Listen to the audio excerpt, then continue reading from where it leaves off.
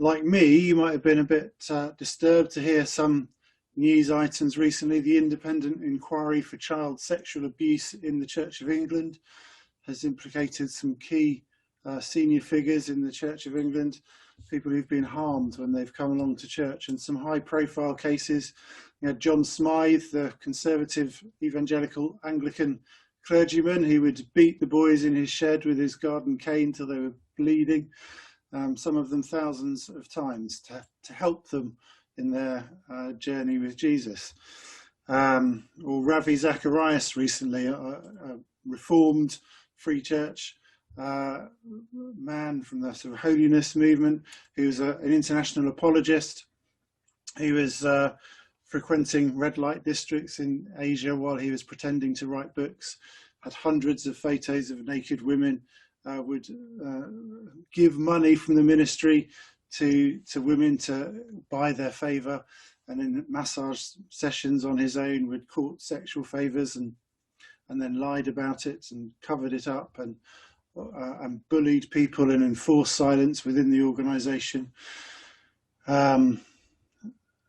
And then maybe Jean Vanier and the Catholic end of the spectrum, who worked with very vulnerable people, very much respected global figure, who exploited his position of trust and abused those who are very vulnerable. And all these things have highlighted issues and made us think, what on earth is going on in the church? And this has really impacted me.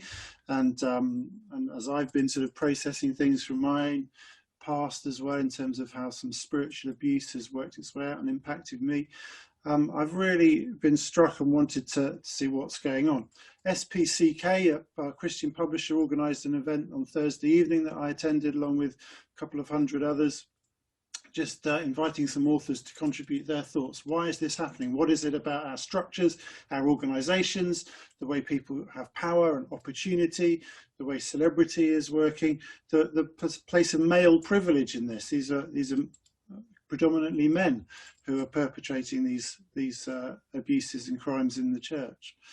And one speaker talked about how often she sees churches at first quite stunned by this, in disbelief and shock, but then as they face it, they work through a process of listening and lamenting and repenting, but then they don't change the structures and the organisations and the way power works, and celebrity and privilege and so on. So I was really struck with the need to change and say, what do we actually do to change? But also I had a crazy idea to shave my head in order to raise awareness and to get sponsorship, to raise money to give to charitable causes that are working to support survivors of these things.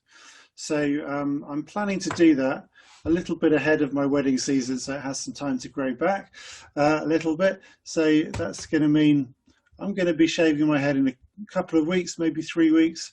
And at the moment I'm exploring with some others in the field the best charity to support through that and the best way to do it. So stay posted, and once you're here in the next couple of days, share the news and support me and stand with me, and be prepared for the vicar to be bold at the end of this month. Just as a way, shaving the head is a biblical sign of repentance, and for me there's something symbolic about representing male church leadership and symbolically wanting to shave off the toxicity of some of the cultural things around that, and stand in solidarity with those who have suffered at the hands of those in leadership in the church. So prayers.